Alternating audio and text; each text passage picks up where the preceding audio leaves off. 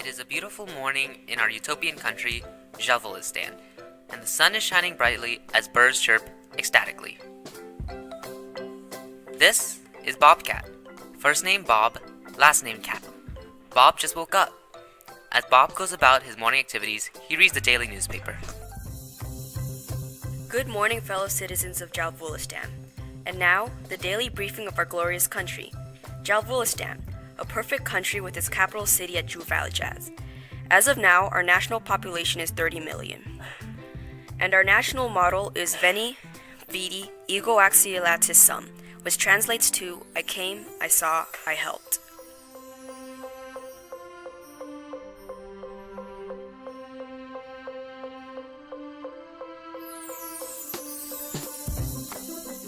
And this is our beautiful flag, which is a tree. Bob is voting for the next president of Jalvolistan. Although the president is a very important figure in Jalvolistan's politics, the real power comes from the local governments. Within the country, there are 5 provinces. Provinces with a larger population get a larger representation in federal affairs. This closely resembles the United States level of representations. While the people don't have the ability to vote on subjects such as foreign affairs and economic changes, this is their representative jobs, they do vote for their presidents and representatives, and every vote counts. Thanks to technology, every person's vote is recorded and put into effect. This is a direct democracy and much different from the many republics that currently exist. The people also have a say in kinds of law passed by their local governments. An electoral body made of randomly selected eligible people has to be called in to review the law before it is passed. Of course, to prevent the occasional silly person from doing silly things, the representatives of the provinces have a bigger say. This is similar to Switzerland, the country that most resembles a direct democracy. Due to a weaker federal government, the local government has to take charge in crime control. Guns have to be regulated to prevent gun deaths. Countries such as Japan and South Korea have highly regulated gun control laws that make private ownership of guns almost non-existent. But this is a utopia, so there aren't any guns at all.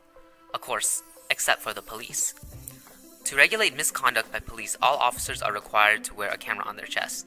It's great that Juvalistan is rich enough to pay for that. Bob and his friends are truly happy that their local government are perfect. Jalvolistan is a utopian country, so, of course, the federal government is perfect as well. Our federal government is a libertarian representative democracy, meaning everyone has a say in what goes on in the country. No one is oppressed. Switzerland, the United States, and Iceland have similar forms of government and are prosperous countries. The democracy also has a touch of socialism, so the government can intervene when necessary. The country is ruled from the capital city, Juvalijad. However, the central government is fairly weak. It deals with foreign affairs, enforces the Bill of Rights, sets the federal laws, and settles issues that are countrywide. The local governments of the provinces in the country handle public affairs. Juvalistan is a multi-ethnic country, accepting of all ethnicities, and thus, to avoid cultural conflicts, the local government handles local issues. Take Switzerland, for example. Switzerland's government is formed as so, and it successfully avoids cultural conflicts through it.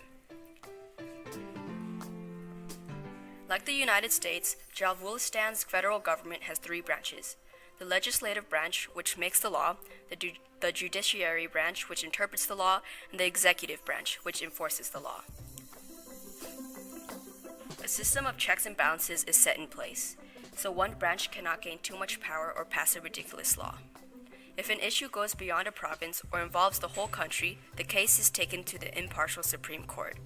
Of course, civil rights, such as the freedom of speech, are protected, which would, in turn, lead to less corruption.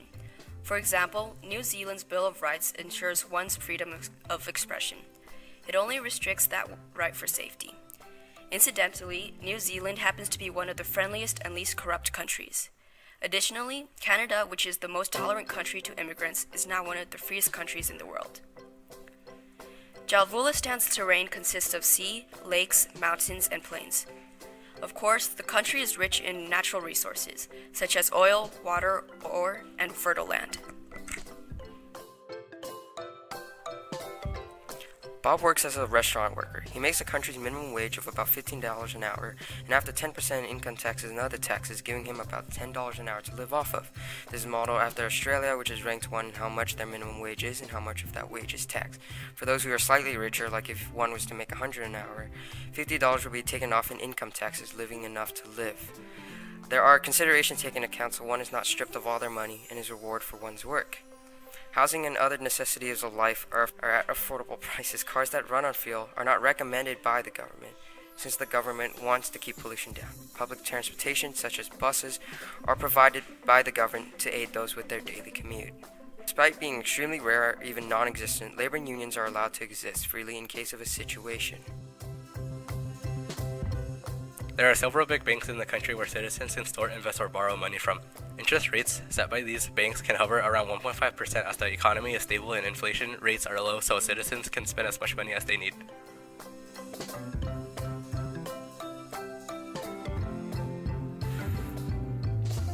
Factories which have to follow strict guidelines to ensure that their byproducts don't present themselves as a danger to their surroundings and those who work in the factories.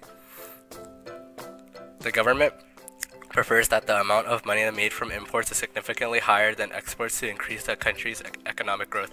Airplanes, electronics, and automobiles are Jalbulistan's biggest imports. The exports are mostly energy sources such as crude and chemicals utilized for sustainable energy. Bob decides to stop by a large festival taking place downtown. He pays for his ticket, which is the same price as everyone, whether you're a kid, adult, or elder. As he enters, he sees a live performance of a dance group. The dance group is extremely diverse, ranging from children to adult, from different races filled with different styles of dance. A group starts crowding around the group, chattering with excitement. Everyone is happy that the choreography of the dance has a mixture of cultures. Bob listens to the group, hearing a mixture of different languages. He is proud of how his country accepts many different ethnic groups and languages. Bob agrees that the dance is perfect with different styles rather than one style of dance. In Papua New Guinea, there are hundreds of ethnic groups filled with immigrants from all over the world.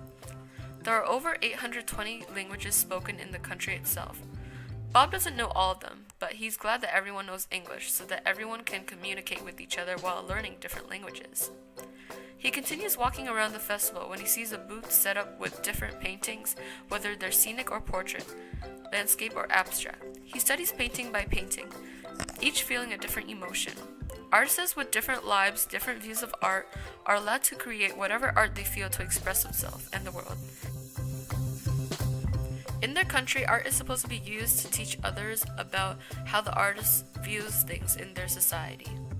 Feeling content with the paintings he had inspected, Bob walks towards a musical being performed on stage.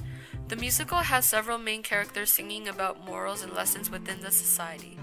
All of the characters have different singing ranges, creating a perfect harmony. Listening to the syzygy, he thinks about his own life and how peaceful it is.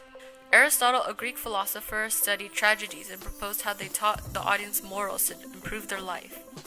Finally, Bob walks away from the stage and stops by a restaurant, filled with all types of foods from different cultures. As he looks around and sees the diverse dance group from the before, different art on the walls, and the music group on stage, he is satisfied by how food does not separate different cultures from one another. In their country, culture exists to serve as a form of therapy and entertainment to satisfy all citizens. Bob has learned a lot from the different forms of culture he had seen at the festival, and he is encouraged by what he has seen to make his society perfect.